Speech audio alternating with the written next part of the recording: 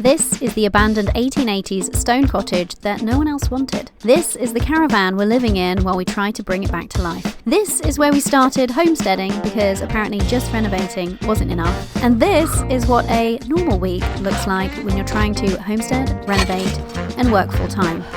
Got a little fright there. Spoiler, it's not what we planned. This is the truth about trying to build a life from scratch when you already have a full life to deal with. If you're new here, we're renovating this old cottage with a tight timeline. We got approved for a vacant homes grant, which will help massively with the cost of this. But the catch is there's a 13-month timeline to make this place habitable. We now have 4 months left. No heating, no lighting, no bathroom, no kitchen, no floors, no stairs, and few windows that actually shut. So you'd think that every spare minute would go into this cottage renovation. And to be fair, sometimes it does. Like this particular day last week during Kayvan's lunch break. Did I mention he has a full-time job? He used the hour to keep pushing forward with the floor, the pipes, the conduit. It's progress. It counts. So a little modification to my hot and cold pipe runs that are going from the utility room all the way to our ensuite. I've decided I actually want to run the network cable in the same conduit as the cold water pipe, just because it's going to save on conduit, because it's a long run. It's like 20 plus meters, and actually I want to run 2 cat 6 cables, not just one, because 1 is none and 2 is 1, a little bit of redundancy, and the 2 network cables don't actually fit through the small gauge conduit that I've got for running single cables. 2 don't fit into a single conduit for 1 cable. Surprise, surprise. I didn't have the pull wire in there anymore because I used it to actually pull through the pipe in the first place. So I'm pulling through the pull rope. I've attached it to the cold water pipe at the other end. I'm going to pull through the cold water pipe, expose my pull rope, and then pull both the network cable and the cold pipe back through the conduit. So that's the fun for my lunchtime.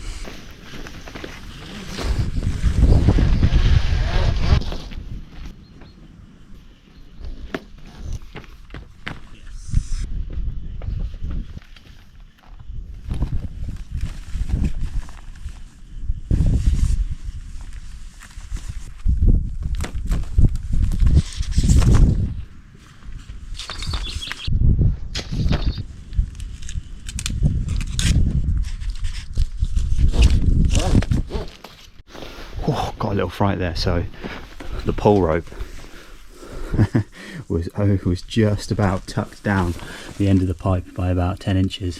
Just managed to poke something down and fish it out. That was lucky. Anyway, so I've got the pull rope. So I'm going to pull through this this pipe and Cat 5 combined. Some of you folks are probably wondering why I'm messing around with trivialities, or seemingly trivialities, like networking cable when we don't even have a home to live in. 2 reasons. 1, well, 3 reasons really. I'm a software dev by trade, so a reliable network connection is like a fundamental tool of my job. Number 2, telecoms is actually covered on the grant, while the actual cost of the materials is really relatively low, like 300 metre reel of networking cables, a couple of €100. Mostly this is the one and only opportunity to get this installed buried under the floor slab, so any retrofitting after would mean running cables around the outside of the cottage, and yeah, it would just be a compromise and wouldn't look good. So I thought, while I've got the chance, while all the conduits getting buried in the slab, I might as well run the networking cable and call it a done job. That's the main reason why I'm messing around with network cable and when we don't have a house. So that was lunch. And you'd hope after a productive lunch hour that the momentum might continue on into the evening. You know, maybe working on progressing the floor, sorting out some lighting, tackling a window, maybe pop in some stairs. But instead, Kayvan planted broad beans. Lots of them, with great enthusiasm. I'll let him explain. I was basically looking for cheap ways of supporting taller plants. Beans, peas, broad beans, and one of the ideas I just stumbled across was some guy, used some galvanized mesh. So as the stalk of the taller plants, in this case broad beans, grows to 8-10 inches height, you raise this mesh up to that height, providing it support in the wind as it gets taller. So we just support this galvanized mesh on some sticks in the ground, and the broad beans grow through them. So that's the idea. The guy that gave me the inspiration used a 4-inch square mesh. The closest I could find was a 3-inch square mesh. Good enough for the girls I go out with. I've got about 2/3 of them from the first propagation, and then the remaining third I did a succession plant 2 or 3 weeks later. They haven't yet all germinated. I think a couple are starting to poke through the soil. They will be kind of similar size in about a month's time when the next flowering, the biodynamic flowering window crops up.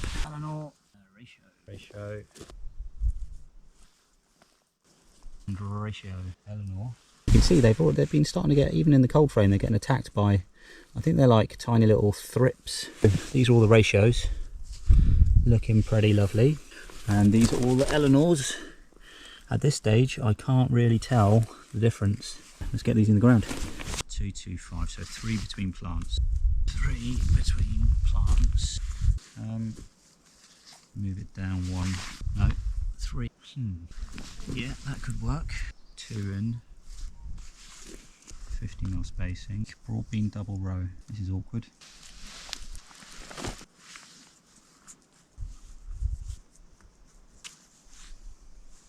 Okay. A bit more awkward than it should be. And there we have it. We have the start, my first ever broad bean plants planted in the ground. So you'd think that weekends are our big chance to get loads done on the house. You'd think we'd be making visible progress, you know, a bathroom, kitchen perhaps. Instead, on this particular weekend, we planted trees and also potatoes and some blackcurrants and trimmed a field because, you know, priorities.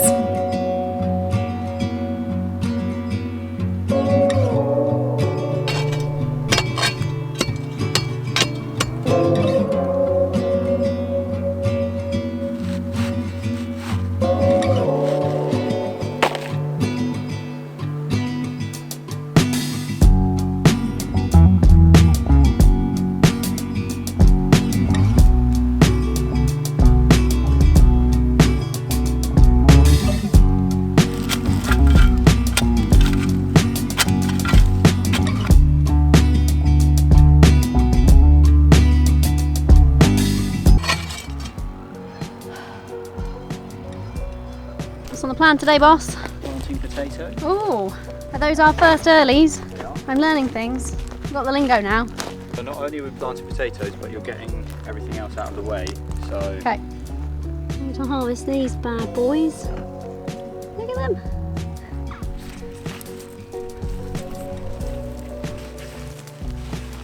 Oh, can't even lift it to show it to the camera.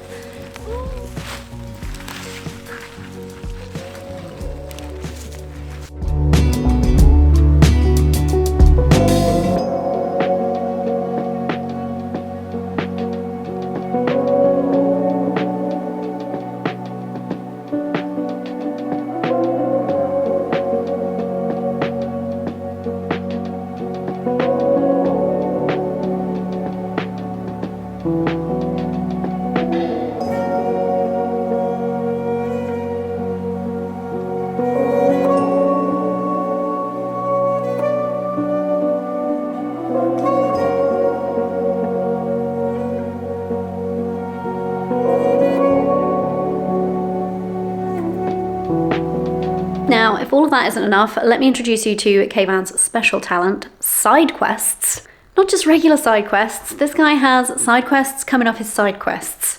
And we end up in a side quest spiral situation sometimes. In fact, let me bring you back in here for Exhibit A. So we are putting in geothermal heating into this old cottage. Yay! We've already dug up the field, buried the loops out there, and we need the flow and return pipes to come into this cottage. And happily, there was already a hole in the wall of the cottage that we could feed the pipe through. You see that hole behind me? So things like this is how these side quest spirals come about. We need to now fill up this hole and other holes around the cottage. And at some point soon, the pump for the geothermal heating is going to need a brick enclosure built for it because it's going to be temporarily outside. All of these things requiring a cement mixer. Now we actually have a cement mixer, yay! Except it's in the UK. So main job, fill up the hole. Side quest number 1, go and get the cement mixer. And that involves a very long road trip and a ferry journey. And our poor old car hasn't had any TLC for a while, which leads me to side quest number 2, changing the oil on the car. I'm off on an admin mission for a few days back to Bournemouth. I need to get this thing serviced. Messy job, oil, filter.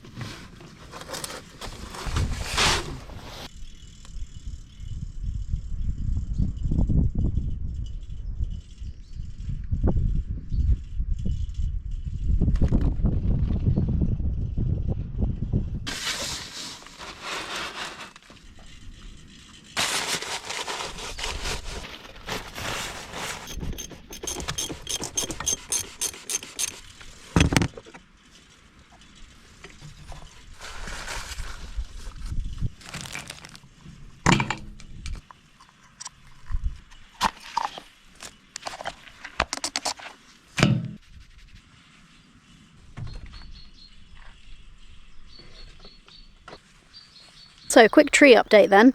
We ended up planting alternating oaks and Scots pines down the wall that's behind you there, and then the wall this side of the field. And we have a row of, what did we plant there? That's where Kayvan trimmed. Did we plant birch that side? Or maybe alder? I don't know, I didn't plant this. Kayvan planted that side. Down both sides, Kayvan has planted the blackcurrant bushes. So we're going to have a veritable forest. And then along the bottom of this field here, I did another line of oak trees. So let's have a look how they're getting on. Grow, little buddy. So here's how they're getting on. Flourishing into mighty oaks, as you can see. They're alive, they look healthy enough. The blackcurrants are actually already starting to properly bud. So it's looking hopeful, which brings me to comment of the week this week, which comes from Brian, who gave me 110% out of effort, especially considering I was using all the wrong tools. Where were you guys when I was doing all the digging? We will be planting more trees, of course, at some point, and now I know that I need to be using different tools. Many of you came in and let me know in the comments. Thank you for that. Brian also was laughing at the fact that he didn't think that Kayvan's gravity spanner would work, and to be fair to him, it did. And Brian also said, the results look very positive. I mean, don't they just, Brian? Thank you everybody who comments week in, week out. Keep commenting. Maybe this week, let us know in the comments, do your weeks get a little bit distracted and chaotic too? If so, maybe pop like a seedling emoji or a bean emoji in the comments. Keep commenting, they keep us smiling. Come on. Why are we sitting on the floor? Well, partly because we've had a bit of a chaotic week and we could do some grounding. Partly just to remind us we have a dirt floor still to kind of keep our eyes on the prize. We should be thankful that at least we have a dirt floor. At least we have a dirt floor. So, 4 months till our deadline. It's going strong. This week was a little bit chaotic. Good chaotic though. Good chaotic, yes it was. Speaking of chaotic, we're actually redoing this bit right now because there was a problem with the footage, which is a shame because we were having quite a laugh when we recorded it the first time. So there will just be blurry bloopers at the end because I'll just leave them. So we don't have floors, but we do have potatoes. We have potatoes and we have lots of broad beans. Yes. And lots of black currants. We do, yeah. And they're all blooming as well. They've all leafed and bud, like all their buds have leafed. Oh, I don't know about blooming, but yes, Well, some leaves are emerging. They're alive. They're alive! We didn't kill them. Yay! And the car has oil. The car's fit for another year. So, it all counts. Yeah, progress. Progress. Just not what we needed. Just not the satisfying renovation kind of progress. But there is exciting news. We have a due date for the windows. Yay! And the plaster is lined up. That's exciting. Those are some of those big ticket, literally big ticket items, but they'll make visual differences finally on this place, won't they? Albeit the installation of the windows will require some more destruction. And it's really bad destruction as well, because actually removing the old windows will be making the cottage, well, it won't be watertight anymore, so. It's the only thing it's currently got going for it. Sort of watertight. Mostly. But onwards and upwards, and we wanted to say a big thank you, as always, to all of you guys for being here. We just passed 60,000 subscribers. Wow. What the heck? That's amazing. It's absolutely amazing. And not just 60,000 subscribers. We have like the best 60,000 subscribers on YouTube, because you guys are legends. I know we say this all the time, but every week you crack us up with your comments, you educate us with your comments, you keep us going with your camaraderie and morale boosting comments, and yeah, it just makes it all so much better for us. So thank you to everybody who comments, likes, subscribes. That's a really amazing way that you support us. And a special thanks to all those folks who've supported us on Ko-fi and Patreon and YouTube Super Thanks and Amazon gifts. Really makes a big difference. It does. And it wouldn't be another week without a special thanks to our regular gifter Clay. Thank you again, Clay, for putting your tools to good use. And a shout out to Julie again, a regular gifter. Julie. Thank you, Julie. And also shout out to Shirley, who gave us a really whopping gift on Ko-fi, who decided that she was going to kickstart what she has termed the Conquer Hillary Fund. So in case you're new here, Hillary is our very steep hill, and all of our homesteading efforts involve hand hauling things up there right now until we get a track and some kind of vehicle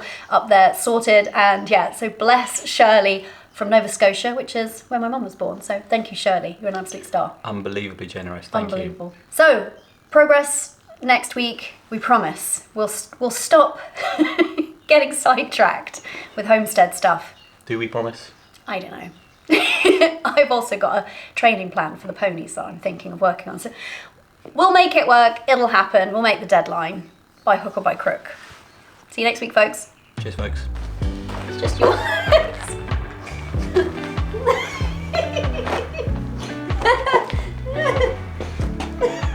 I don't think this angle works. Bye, folks. Bye. It's been a kind of Stony. so snappy. Snappy like a sesame snap. Procrastinating. Yes, but with like potatoes. I don't even know what I'm like. No, you don't. You're welcome. If you're watching. So we're 4 weeks out. 4 weeks? Oh my gosh. It's okay. Calm down. Apply for an extension now. We're 4 weeks. No, why do you keep doing that? We're 4 years out.